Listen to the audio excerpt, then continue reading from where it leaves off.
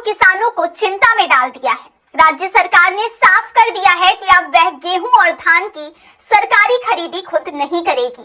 सरकार का कहना है कि नागरिक आपूर्ति निगम नान पर चढ़े 77,000 करोड़ रुपए के भारी कर्ज ने उसकी कमर तोड़ दी है और अब वह इस व्यवस्था को जारी नहीं रख सकती।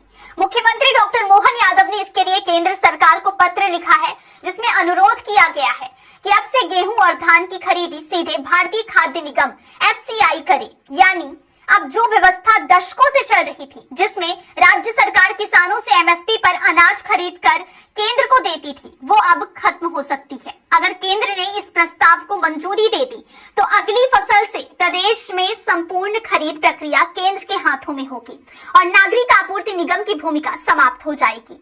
मध्य प्रदेश में धान और गेहूं की खरीदी की व्यवस्था विकेंद्रीकृत थी, यानी प्रदेश सरकार किसानों से MSP पर अनाज खरीदती थी, फिर उसे भंडारित कर केंद्र सरकार से भारतीय खाद्य निगम FCI को सौंपती थी। इस प्रक्रिया में परिवहन, भंडारण, ब्याज और रख रखाव का पूरा खर्च राज्य सरकार उठाती थी, लेकिन अब वही खर्च सरकार के लिए बोझ बन गया है। मुख्यमंत्री मोहन यादव ने अपने पत्र में लिखा है कि राज्य में हर साल खरीदी की मात्रा बढ़ रही है। जहां 2015-16 में 40 लाख मीट्रिक टन गेहूं खरीदा गया था, वहीं इस साल यह आंकड़ा 77.74 लाख मीट्रिक टन तक पहुंच गया है। धान की खरीदी थी 43.49 लाख मीट्रिक टन तक पहुंच गई है। इतनी बड़ी मात्रा में अनाज खरीदने, स्टोर करने और ट्रांसपोर्ट करने में अरबों रुपए खर्च होते हैं और जब तक केंद्र सरकार उसकी प्रतिपूर्ति नहीं करती, तब तक राज्य पर कर्ज का पहाड़ चढ़ता रहता है। मध्य प्रदेश में हर साल 70 से 75% तक खरीदा गया गेहूं और धान FCI को ही भेजना पड़ता है।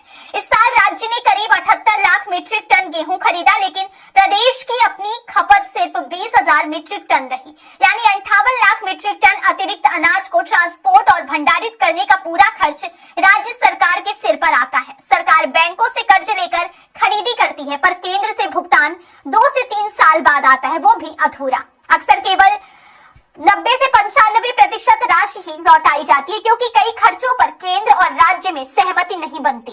इसी बीच ब्याज का बोझ लगातार बढ़ता रहता है। इस साल गेहूं खरीदी के लिए सरकार ने 20,000 करोड़ रुपए का कर्ज लिया। धान खरीदी के लिए भी 10,000 करोड़ रुपए का अतिरिक्त भार आने वाला है, यानी एक ही फसल चक्र में 30,000 करोड़ रुपए का नया कर्ज, जिसकी वापसी में 2 से 3 साल लगते हैं, वो भी कटौती के साथ। सरकार का कहना है कि अगर FCI सीधे खरीदी करेगा तो यह पूरा बोझ केंद्र के ऊपर आ जाएगा और राज्य सरकार को ब्याज, भंडारण और रख रखाव के खर्च से राहत मिलेगी। निगम के MD अनुराग शर्मा का कहना है कि यह सिर्फ व्यवस्था का परिवर्तन है। पहले भी केंद्र सीधे खरीदी करता था, अब फिर वही प्रणाली लागू होगी। इससे किसान या आम जनता को कोई फर्क नहीं पड़ेगा, बल्कि राज्य सरकार के करोड़ों रुपए बचेंगे। लेकिन विशेषज्ञों और कर्मचारियों का कहना कुछ और ही है। रिटायर्ड अधिकारी संघ के संयोजक अनिल वाजपेयी का कहना है कि निगम की आज की स्थिति का कारण सरकार का ही कुप्रबंधन है। उनका आरोप है कि नान में कभी सेकंड लाइन लीडरशिप तैयार नहीं की गई। वरिष्ठ अधिकारी रिटायर होते गए और काम संविदा या निजी कर्मचारियों के भरोसे चलता रहा।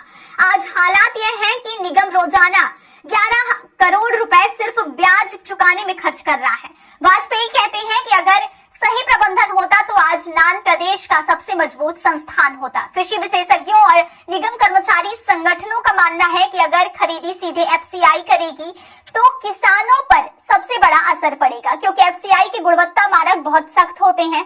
थोड़ी सी नमी या दाने में भिन्नता भी पूरे लॉट को रिजेक्ट कर सकती है। ऐसे में किसानों को अपनी फसल औने पौने दामों पर निजी व्यापारियों को बेचनी पड़ेगी। पूर्व अधिकारी श्याम सुंदर शर्मा कहते हैं कि अभी तक राज्य का निगम किसानों के प्रति संवेदनशील था, क्योंकि वह राज्य सरकार के अधीन था। लेकिन FCI के लिए यह सिर्फ खरीद का मामला है, उसे किसान की परेशानी से कोई सरोकार नहीं होगा। सरकार के इस कदम पर कांग्रेस ने तीखा हमला बोला है। पूर्व मुख्यमंत्री कमलनाथ ने कहा कि भाजपा सरकार ने किसानों को गंभीर संकट में डाल दिया है। जिस पार्टी ने चुनाव से पहले किसानों को बढ़ा हुआ समर्थन मूल्य देने का वादा किया था, अब वही MSP पर खरीदी से पीछे हट रही है। यह किसानों के साथ धोखा है। वहीं प्रदेश कांग्रेस अध्यक्ष जीतू पटवारी ने ट्वीट पर कहा कि मध्य प्रदेश के किसान भाइयों सावधान रहिए। सरकार ने गेहूं और धान की खरीदी से हाथ खड़े कर दिए हैं। सरकार का कुतर्क है कि अब FCI खरीदी करेगा, लेकिन सच्चाई यह है कि इससे किसानों को केवल नुकसान होगा, क्योंकि निजी व्यापारी इसका फायदा उठाएंगे और MSP पर खरीदी की गारंटी खत्म हो जाएगी। अब फैसला केंद्र सरकार के हाथ में है। अगर केंद्र ने मुख्यमंत्री मोहन यादव का प्रस्ताव मान लिया तो अगले खरीदी सत्र से पूरा सिस्टम बदल जाएगा। नान का अस्तित्व लगभग खत्म हो जाएगा और किसानों को सीधे एफसीआई से संपर्क करना होगा। यह कदम जहां सरकार के लिए वित्तीय राहत लाएगा, वहीं किसानों के लिए नई चुनौतियां खड़ी कर सकता है, क्योंकि एमएसपी पर फसल बिकेगी या नहीं इसका फैसला अब दिल्ली करेगी, भोपाल नहीं। सरकार का दावा है कि यह सिर्फ व्यवस्था में बदलाव है, लेकिन किसानों का डर है कि कहीं ये बदलाव उनकी जमीन की उम्मीदें ना निकल जाए। मध्य प्रदेश में गेहूं और धान की सरकारी खरीदी का ये संकट सिर्फ आर्थिक नहीं बल्कि किसानों के विश्वास की भी परीक्षा है।